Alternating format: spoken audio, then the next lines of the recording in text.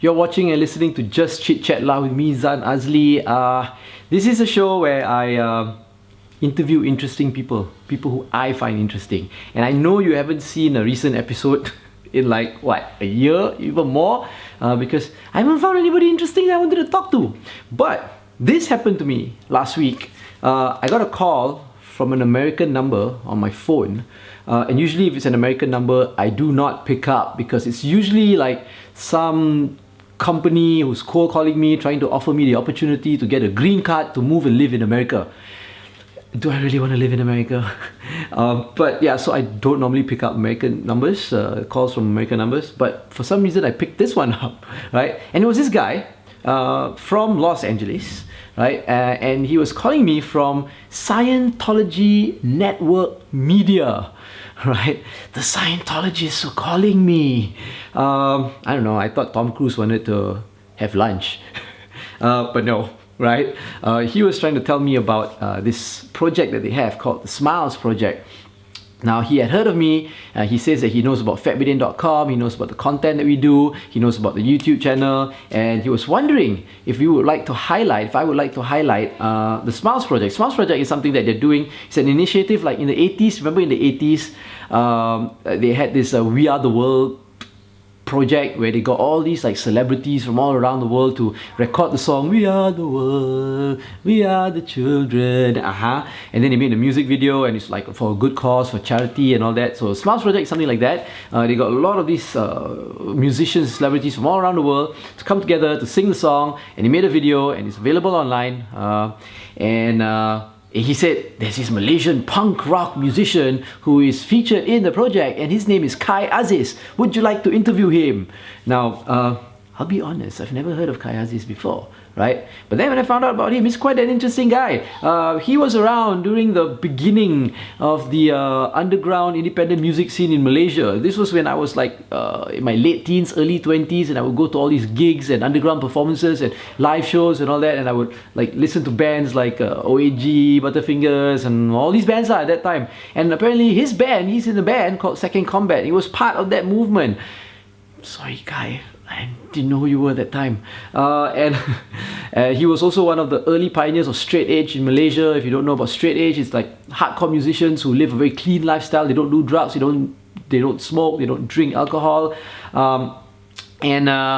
So that's his cause, right? Kai is also an activist. Aside from being a punk musician, he's also an activist, and he's the president of and founder of the Drug Free Association of Malaysia, right? And he fights for an anti-drug movement in Malaysia because he's had experiences, close friends, family members who have been involved in drugs, and this is his cause right now, and he's been doing it for a very long time, and he uses punk music to spread his message.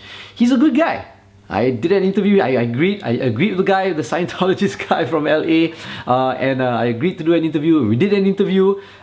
He spoke about his music. He spoke about being a part of the underground music scene. Kai spoke about being a part of the underground music scene. He spoke about how he had to brush up on his English skills and his public speaking skills. He spoke at a TEDx KL event as well, right? Because he wanted to further his story, right? His message, and how he's been using music and going to schools and talking about this anti-drug campaign. And yes, he is a part of the Smiles Project. I'm sure a lot of you are wondering, is he also a Scientologist, Khai Aziz? You have to watch the interview to find out, right, if he is a Scientologist.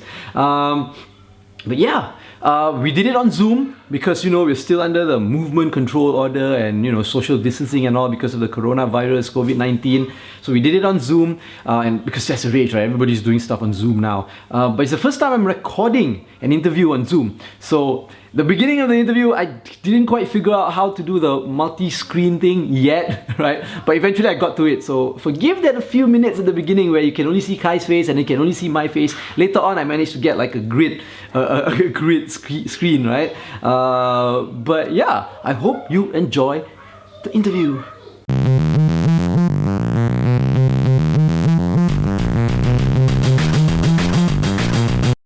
Okay. How does that sound? Okay. Yeah. Okay, sounds good. Sounds good. Apa khabar? How are you? Very good. So MCO, So, you haven't been to work, Huh? Have you been to I work have on the MCO? I haven't lah. So since the MCO, I stay at home. Sometimes I come here to my work lah. So currently this past 2 days kan it's not so restricted sangat. So boleh So I keluar come lah. to the office quite regularly lah. What do you This do? past 2 Are you days a full-time musician? I'm a full-time activist. Full-time Activist now. So this what the Activist. I'm not a musician. Musician cannot make money. musician cannot make money, But so No, I don't, underground now. your full-time job is the Drug-Free Youth Association of Malaysia. Yeah, Drug-Free Association of Malaysia and Drug-Free Malaysia. So I got 2 NGO lah currently running. So and other thing I join other NGO. So I do my social enterprise, social business. Oh, your social business. What does the social business do? What does the social enterprise do? Actually, we support indie musician. We connect them with event organizer, with what we call with clients lah. And if the clients wanted to have an artist for their events, for their shows, so we provide them artists lah. So we get some paid from the event and take some percent lah, and the rest we give it to the artist. So but it's not quite a lot lah. We didn't make much of money, and we are currently trying to build the music apps. It's a music app, so it's kind of new. We just it's a startup, so it's been 3 years. So now we getting more network and gaining more people who wanted to invest it on it. So we're looking for it. Okay, what's the app called? Scout. Scout. Is it available yet? It's not available yet lah. It's available, so you can download it on App Store and Google Apps. So you are still you are in the music industry.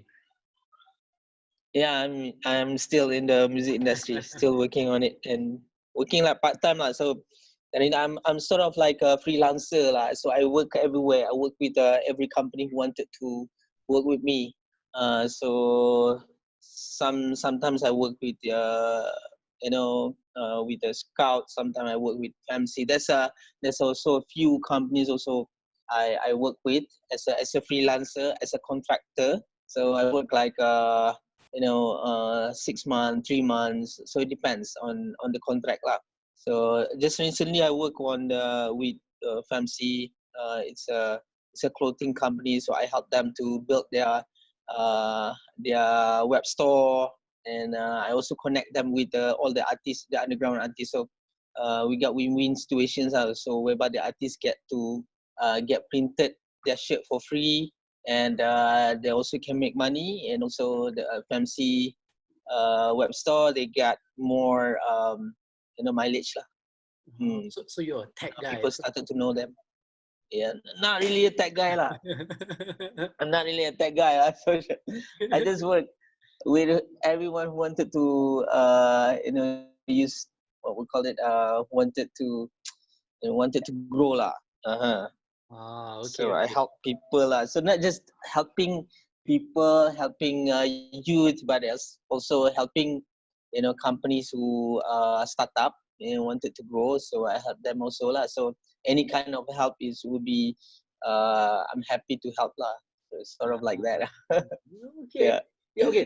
Let's talk about your music and your band, and when did you get started in music? So you are in a band called Second Combat. Yeah. And this Second band Combat. You heard of it? I think so. A long time ago. I'm not very young. I'm actually quite old. This year I'm 42 years old. I was born in 1978. So dah sama dah. Umur dah sama, dah sebaya. Rambut pun dah berupan tu. Of course, I got white hair. Yeah, me too. So I remember when I first started getting into the music scene, this was like in the mid-90s, the bands that I would go and watch gigs like Carburetor Dang, of course, Butterfingers and OAG and all that, right? Were you part of that scene at that time? Yeah. I was part of that time. Also, I'm a gig goer, so I started everything when I was 14 or 15 years old. So I started to go. I start going to gigs. So get into bus. I live in Klang Valley, so lots of underground kids over there, and the scene is quite big, so I get along with the scene lah. And I was also one of the what we call the founder of the underground scene in Klang town lah. And we started our own scene and in Klang. Okay, okay. The birthplace of Bang Fiz. Bang Fiz tu orang tahu. So ada rasa Bang Fiz semua orang tahu. Because Bang Fiz semua orang tahu, dia orang commercial sikit yeah. So beside that, there's a lot of band also macam Zip Zilla were from Klang, Roots and Boots were from Klang, but also there are lots of hardcore punk bands like Teshon, Second Combat, what we call Expand Spirit, Sergeant Hassan. There's also a lot of punk scene lah, punk kids also. There's a lot of them, and we were the one who making it active more, and we spread it around Malaysia lah. So we're the one, the cause of the Klang scene lah. So did you move from Klang to also go to KL and PJ and all that? Yeah, we move a lot. We move a lot. We sort of like touring we do a mini tour lah, from Klang to Kajang, Klang to Subang, Klang to KL. So we go by the pack. I mean, by a lot of kids they go together by orang naik bus, go to gig together. So sort of like that lah. It was the same when I was getting caught together. Getting caught together. Yalah, pergi gig kena rate. Kena rate, yes. Pergi lepas tu kena kencing. Piccadilly semua dulu. Aduh. Urine test. Banyak kali lepas tu. And then it was at that time it was like picket in Damansara. Yeah, picket. Yeah. Fire in KL behind Shangri-La. Yeah. So that was our place lah. Our place lah. So itu yang kita membesar dengan that kind of scene kan last time. Betul. It was great. Kan? Your band, so Second Combat started then and it's still active until now. We started around 96 after I finished high school. So I started the band, and after a while, I think in 1999 or getting into 2000, we convert into straight edge band, become more political lah. You have the X, that kind of punk lah. The X lah. Yeah. So the X's lah. So we were the first band lah who wanted to become straight edge, the fully straight edge band. But before that, I got Disaster Funhouse also doing the X, and lots of bands also doing the X, but they are not a straight edge band. So, but we wanted to be the first. We declared as our first straight edge band in Malaysia in 1999. So it is true lah. So we got we got to do it, and so we wrote a song about the problems in Klang Valley, especially our main cause is to fight drugs lah, because it's too much of drug addiction and drug problem in our city. And I've seen a lot of things also, drug dealers and selling drugs to our friends, and our friends got hooked into drugs and become a drug addict and drug dealer also. So it's kind of frustrating, and we wanted to make that change lah, because listening to all the bands that inspired us, like You Of Today, the Minor Threat, and all the straight edge bands, and the Commitment Record really inspired us to do something about our community. So they wrote songs, they wrote article about changing a scene, making an impact, and do something about your community, feed the homeless, and that kind of stuff really inspired us to make a change of something in our life, in our community lah. especially of today, we got a lot with a lot of lyrics that are inspiring, asking people to change the community, make an impact, break the what we call stigma and about racism, sexism, that kind of thing. So of today really did something in our life, and then came the crisis. If you know the band, the crisis, they are more political than youth of today. So they more radical, and they wrote a song about but that they're quite radical, using what we call a militancy or violence to change something. But we are not into that kind of idea who wanted to beat up people to stand up for our ideas. So it is not in our our core to do something like that. And the peaceful way lah. So we just listen, but we do listen to it, and we take a lot of lessons or influence from other bands that are quite radical. Even Rage Against the Machine were part of the influence, so they have very straightforward political lyrics that might change people's mindset. Get about changing into something. So I was also inspired by what Zach De La Rocha wrote about changing everything, about changing the system and stuff like that. So because Zach De La Rocha used to be a hardcore kid, he also used to be a straight edge before he got into Rage Against the Machine. He was into a band called The Inside Out. So I was inspired by Inside Out before I got into Rage Against the Machine. But both bands are really inspiring. And very political. But they're like Zach De La Rocha is very political. Yeah, very political. Yeah, he's quite radical, changing into something. And he really, getting into it. I mean, he really stepped it up. When he said that he want to fuck into system, so he really mean it. He go into United Nations, he go into White House. He really speak about it and become,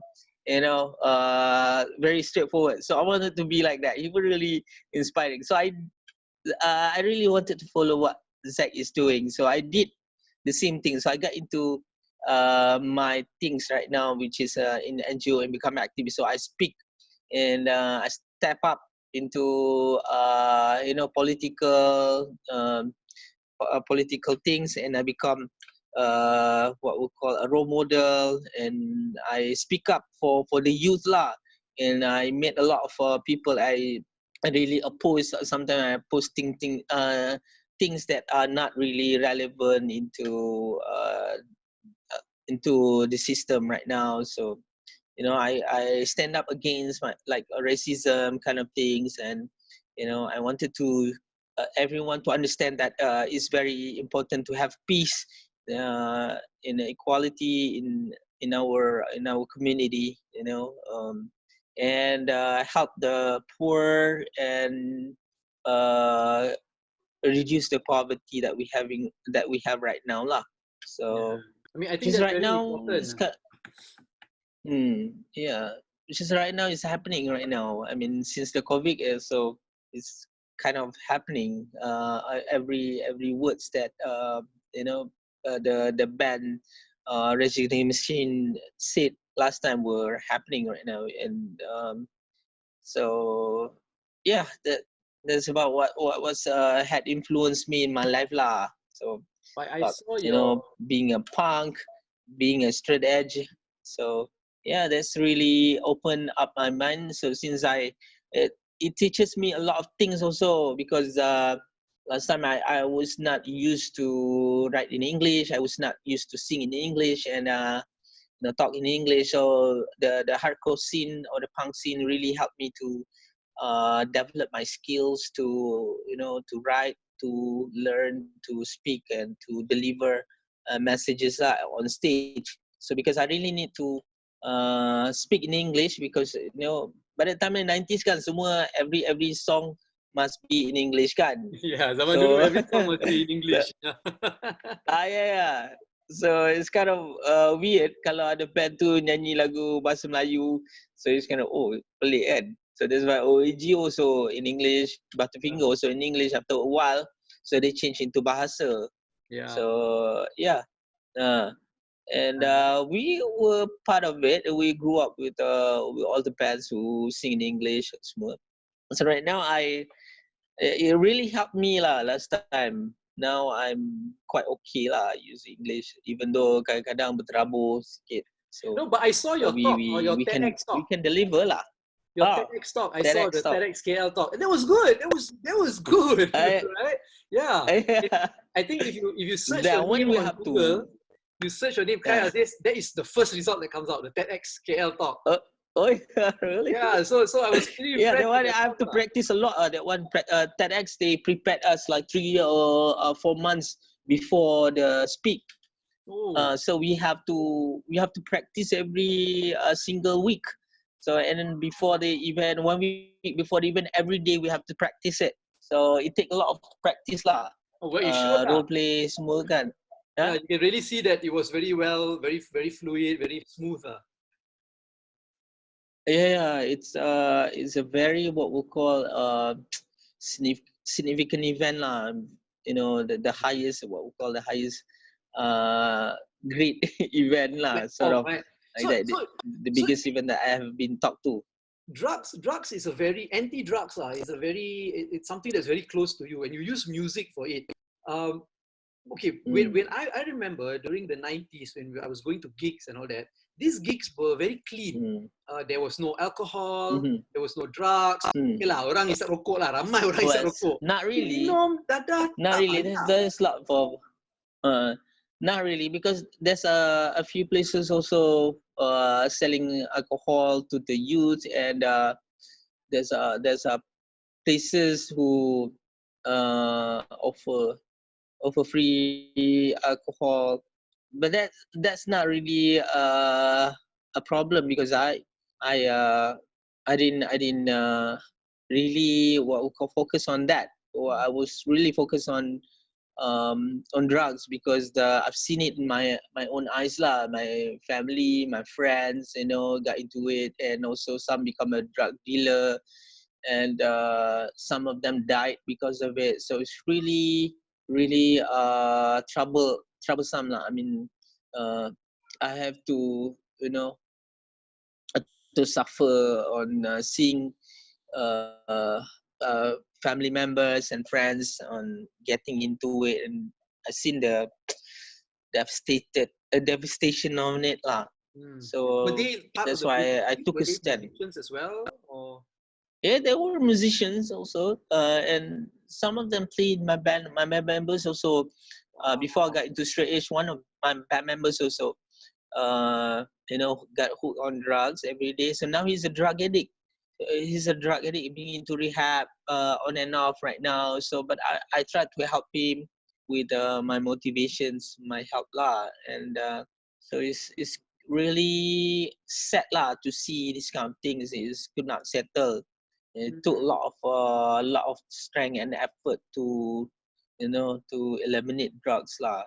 This we cannot eliminate, but we can actually reduce the what we call the buying from the people, because the drug is very good business lah. It's a very good business. You make money, yeah? Make a lot of money, and you can become rich now if you really sell well for the drugs. So, but it take a lot of life lah. But you've got good friends. Your band members has been involved in drugs. I think I read that your brother is also got involved in drugs and all that, right? So these people really had an influence on you on why you are so anti-drug lah. How come you stayed safe? How did you manage to stay clean? I was not clean before. I was like I tried drugs and I tried alcohol. So I'm a drinker. last time I drink a lot of alcohol before I got into straight edge, because I work in a club. So you see that serving beer, serving alcohol every day was part of my daily life lah. So I work for it. I become a bartender, I become a waiter. So every time you serve people, you have to drink. So every time I go back drunk. And it become a lifestyle lah. So for a while. And at that point, after I've seen a lot of cases where policemen and the gangster around the area, they work together, they drink together actually. So it broke my heart lah to see these people are actually the one that we are depending on, and they are, they are corrupted a lot. So that's why when I've seen that, so it disgusts me. So I, from that moment I took a stand. I need to back off. I need to back off and stop. I quit my work, but before that I had a fight with the people in the club. So I told them this is not right. Selling drugs to the youth, policemen selling drugs and drink alcohol in the club. So I took a stand, and I've been beat up, and so that's make me change. And I took a turning point on that and become someone that wanted to fight for it. I become an activist and wanted to speak about it. And yeah, I kind of make it lah. A lot of people started to listen to me and hear me out through my song, through my lectures, through my programs. A lot of people started to hear me, and now I'm moving forward. And Alhamdulillah, until now I'm still here. I'm still speaking about the issues, and I really wanted to stop this lah, and from getting into other youth and the next generation. So I speak a lot. I influence a lot of musicians also. And now I talk to Radi over OG. I talk to Megat over SCB. I tried to help them lah for a while. They are known to be very drug users, right? Yeah, they're the influencer of the underground scene kan.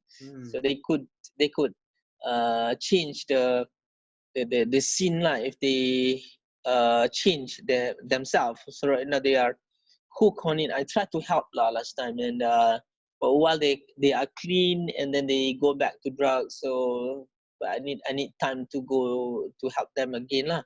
But after that I try to help a lot of other youth lah, which need my help, and through my programs and stuff.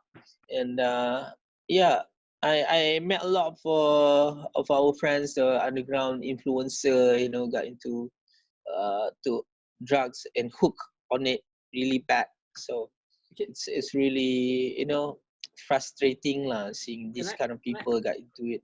Can I ask you, is it more difficult to help people who are close to you, your close friends and your relatives, than it is to help like society when it comes to drugs? It's more difficult for family and friends. So they don't listen to you. They don't listen to you. So you have to use the hard way. Yeah.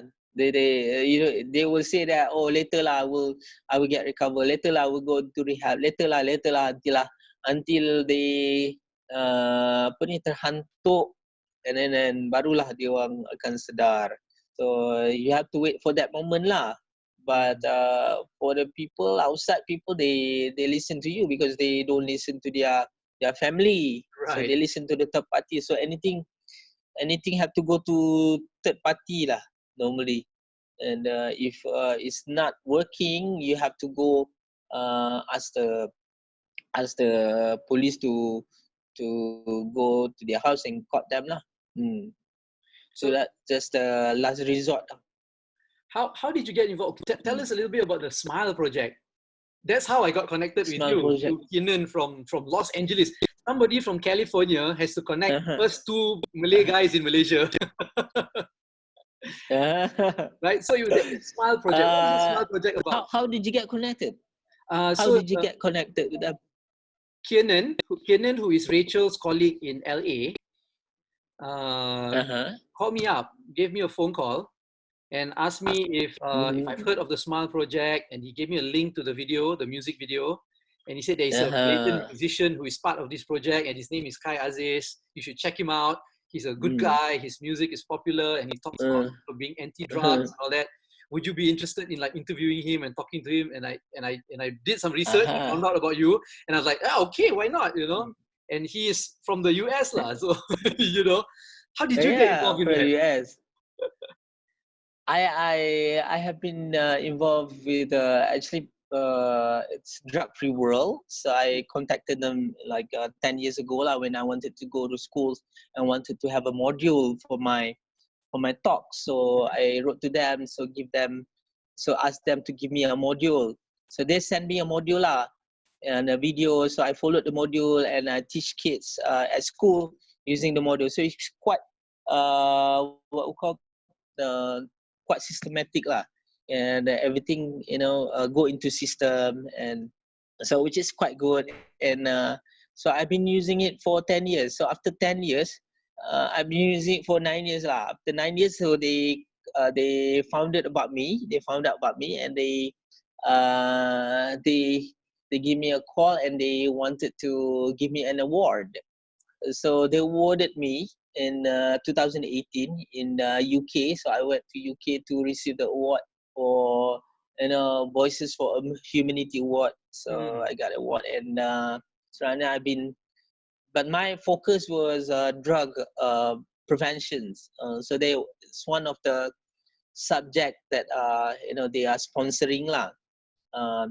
So I really focus on the drug programs and preventions and all that lah. And so that's why I got in contact with them lah. So a lot of people started to know me when I went to get awards in the UK, and all these people were they know me because of this. They documented my life in a short movie. You watch it already, the Voices for Humanity? Yes. I was one of the short movie.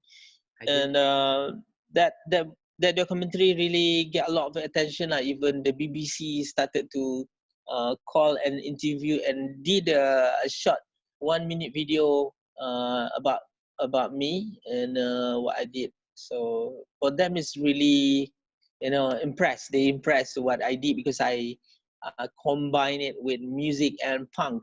So they were they didn't expect this lah. And in fact, banyak je all the punk rock in US or Europe did this, but only they didn't go to school lah. So I'm the only one who really put it into module and started to teach about drug-free and combine it with straight edge and punk rock lifestyle and drug-free lifestyle. So I put it all together, and now a lot of people know all the bands from the punk scene, like the Minor Threat, H2O, the AFI. So when I go to schools, I talk about the bands lah. They say that this punk band really inspired me. You want to be badass? You don't have to do drugs. You just have to stay clean and stay sober. That is the badass things to do lah. So I inspired them to being a badass doesn't mean that you have to do drugs lah. You have to you become a gangster lah. You become a gangster, tapi you gangster that help people. You become like a Robin Hood, things lah. So that inspired young people lah to listen to me, and people know me because of that lah. And lots of bands also started to follow and going out to school and share the experience of becoming an artist, and at the same time become a role model and activist. Inspired kids not to go to the dark side. So that's where I get to know them. That's how you got to know them. And this Smile project is a music video that you did for coronavirus, right, during the COVID-19 pandemic, right? They actually, the music video is like 1 week project. So, I mean, like, they just called me, and they wanted me to participate on it. And I did just a miming on the video and just follow the lyrics lah. And yeah, that's about it lah. But then I don't know, a lot of also people who are quite influential people around the world also follow also in the video. A lot. One of them is one of them is the jazz legend Checo Corella. What's his name? I don't know him, but it's quite famous lah. He's kind of legend also. And Kisi Kasem, daughter, also was there. So a lot of influential people. So a lot of celebrities. Yeah, so I was like, oh, I'm the only one who were not quite popular. Yeah, well, it gives you a platform for you to bring your activism further, right?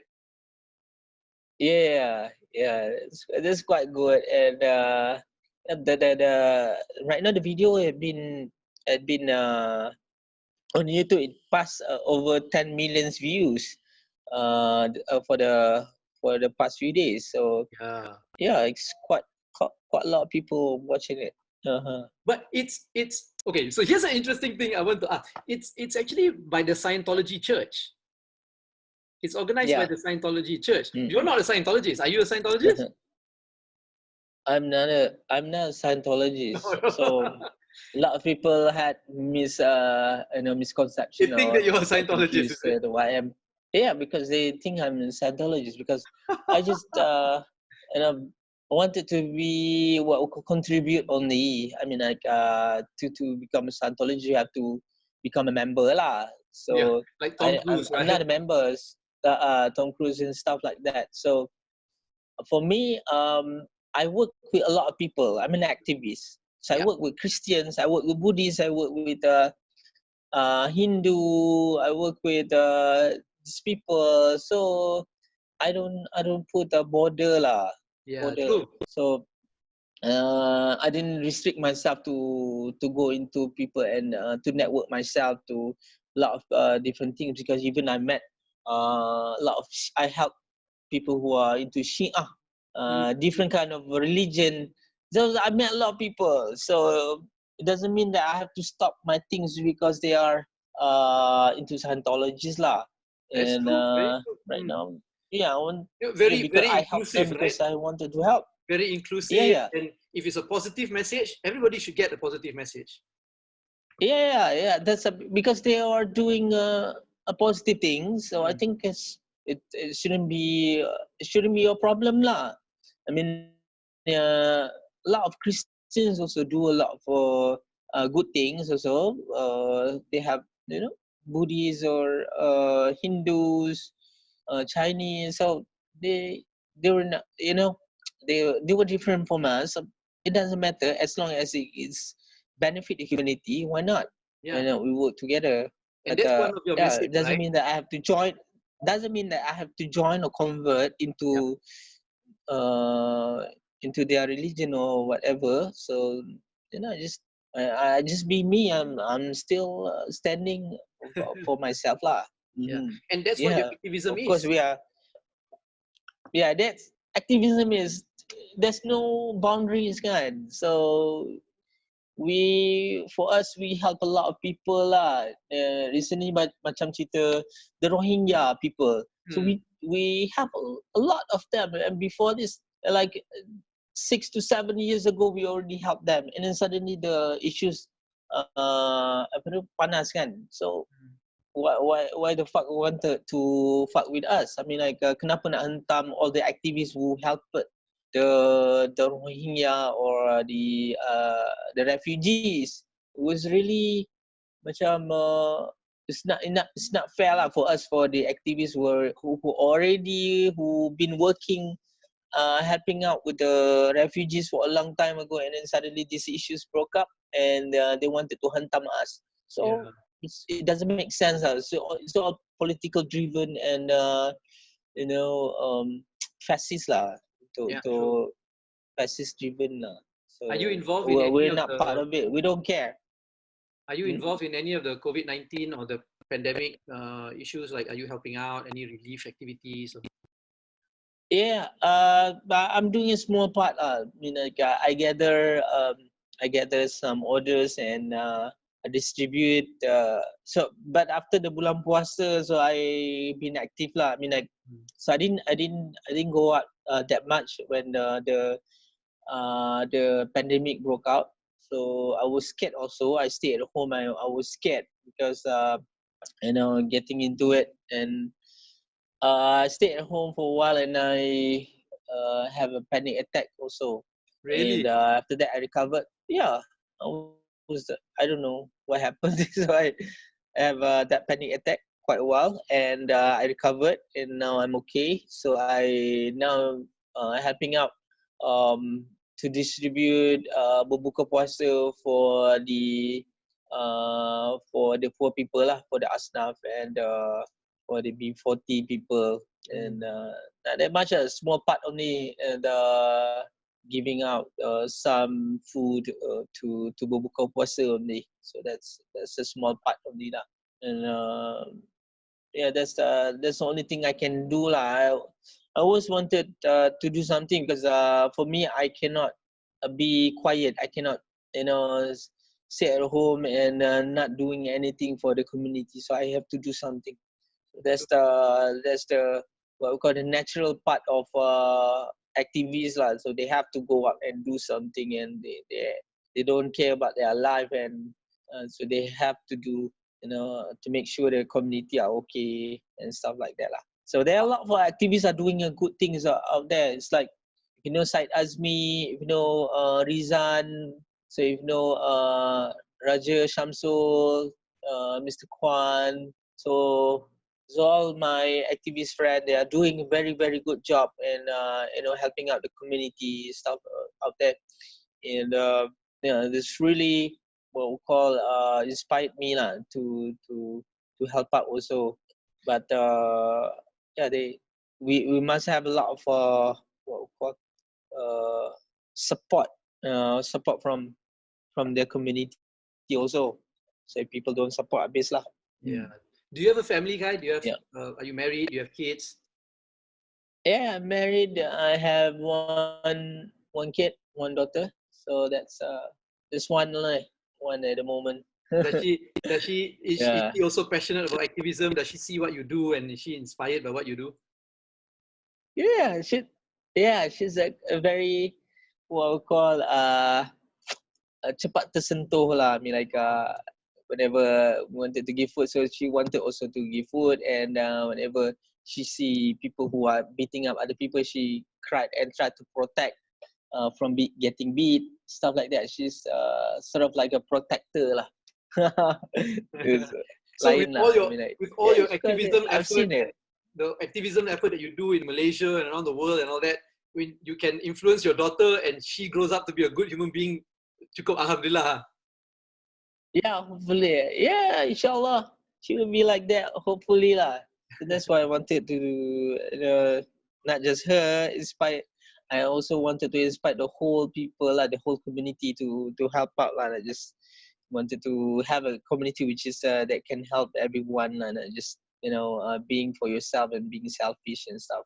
So we have to spread love and spread the sense of humanity in Malaysia lah, especially among Malaysian lah. As you see, Malaysians sometimes are quite selfish around.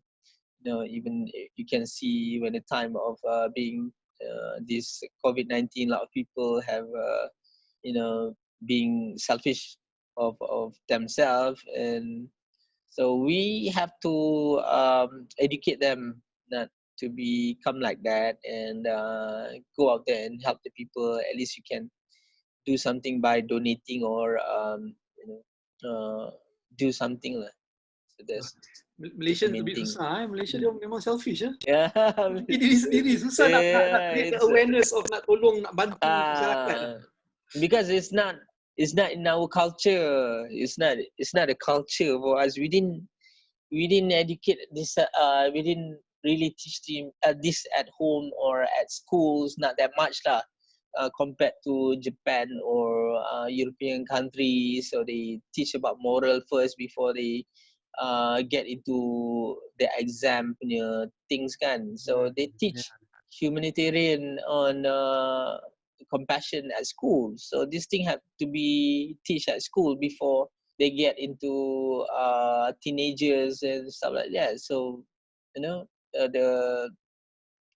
because helping out people is a noble thing to do lah for me. I mean, but not much of people are into it because they are not born or not being educated about helping out other communities. So it's not a passion. But I'm sure there's a lot of Malaysian people who have a good heart.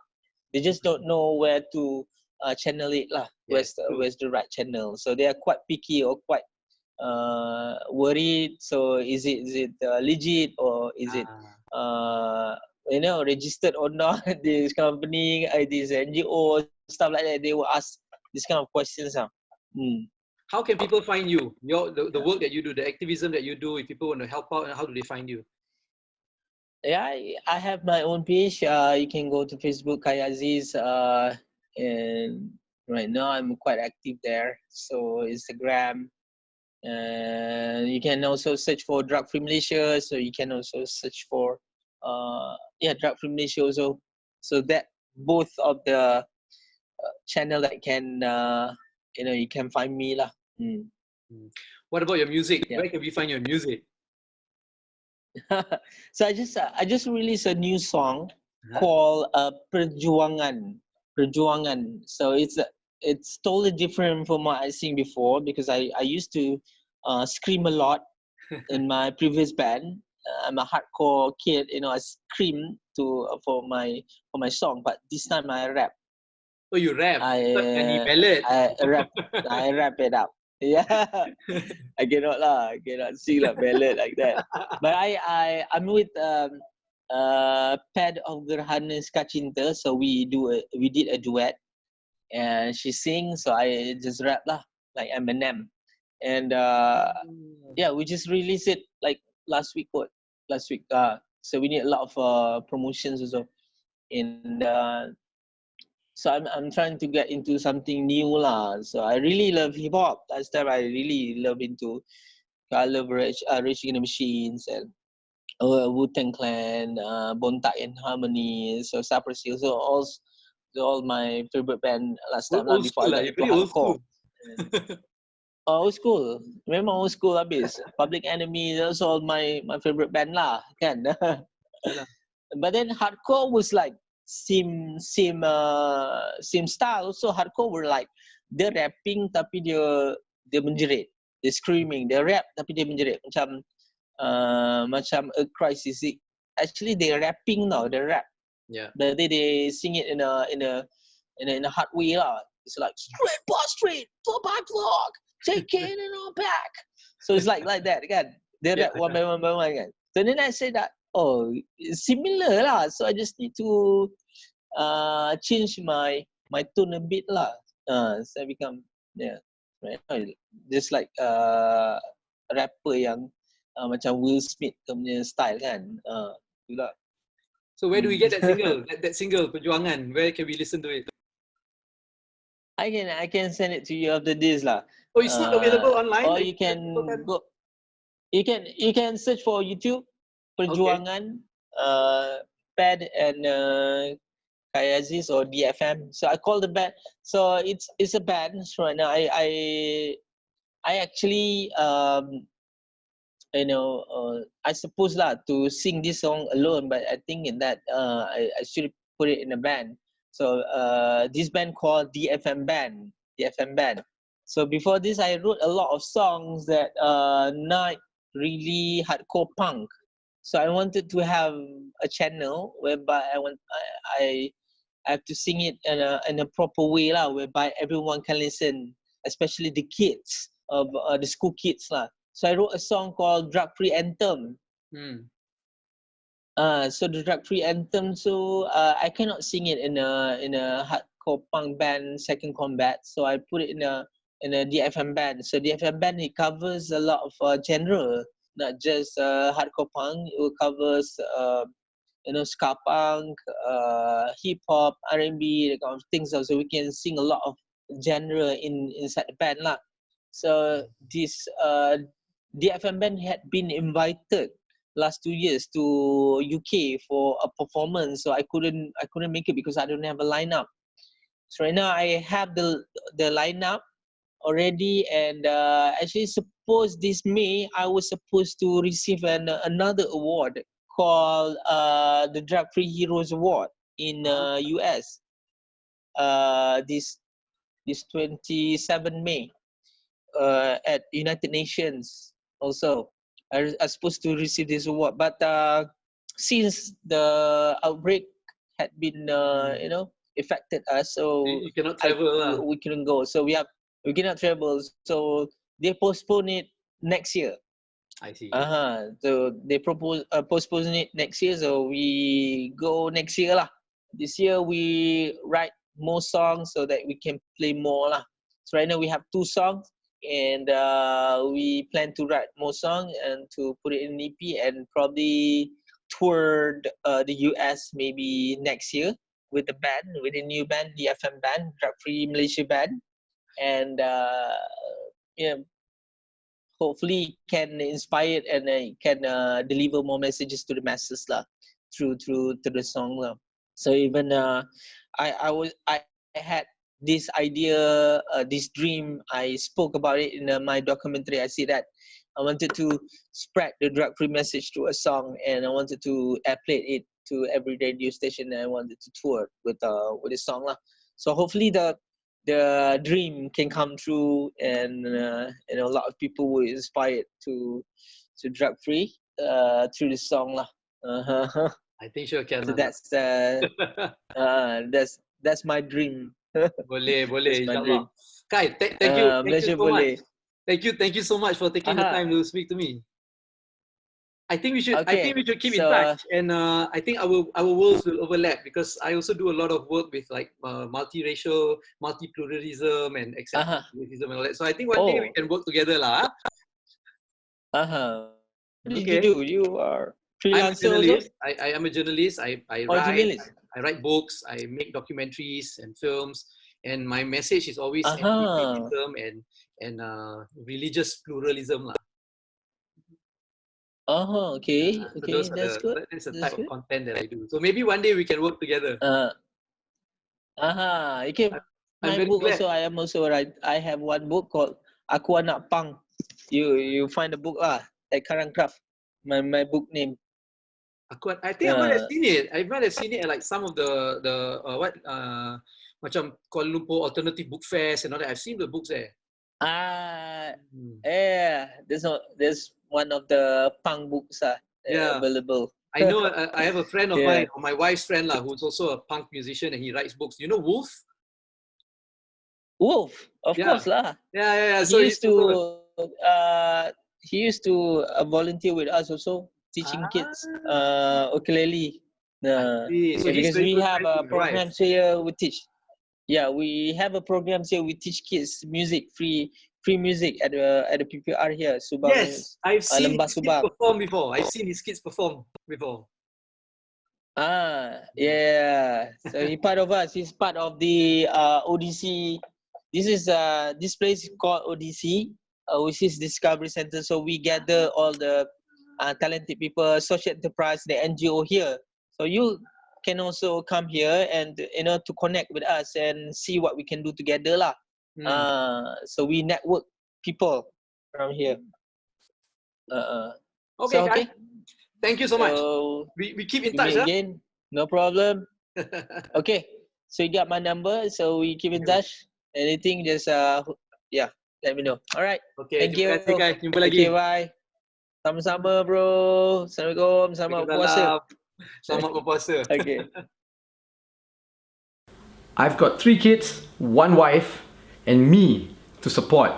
So you've got to help fund my life. So you actually can go to the Fat Bidin e-store right? I'm gonna link it below. Right? And you can get actually like Fat Bidin merchandise, right? And most of it are actually books. I used to sell DVDs and films and all that, but hey, everything's available on YouTube now. So now if you want to get Fat Bidin merchandise, it's mostly books. So I've got books here. See, like this book. This is called The Adventures of a KLite in Afghanistan. It's a graphic novel. See, graphic novel which I wrote and illustrated with my buddy Apan, right? It's a non-fiction one. It's about my time in Afghanistan shooting a documentary for a month when I was there. See, I'm a war journalist, right? So it's a really good book, right? I've got this non-fiction novel. It's called Operation Nasi Kerabu, Finding Patani in an Islamic Insurgency. This book I wrote because I spent some time in southern Thailand where there's a war there. You all know there's a war there, right? In Patani, right? I shot a documentary there which was banned for broadcast, but hey, they allowed me to publish a book. And if you get the book, there is a QR code at the back, right? There's a QR code at the back which allows you to watch it for free online. Oh, where's the QR code? Where's the QR code? Ah, there's the QR code, right? It's online, meaning you scan the QR code, you go to my YouTube channel. Okay, I've got another book. This is called Journo Dad, The Chronicles of a Journalist Who Happens to Be a Father. It's a compilation of my articles, my column when I was writing for the Malaysian Insider. It's all about like me being a journalist and raising a family at the same time. It's really funny. It's funny. My best-selling book, Liberal, Malay and Malaysian, Writings of a Walking Contradiction. This is a compilation also of my column in the Malaysian Insider. This one focuses more on like politics, race, demonstration, democracy and religion and things like that. It's funny too. All my books are funny because I'm a funny guy, right? Yes, I am. And if you like films, I sell this book. See, I wrote this book with my buddy Wan Chun Hong. It's a guide to filmmaking, indie filmmaking. Every chapter talks about one aspect of filmmaking, and every chapter also interviews one like really prominent Malaysian filmmaker. It's really good. You can get all these books at the Fat Bidin e-store. Come on, feed my kids.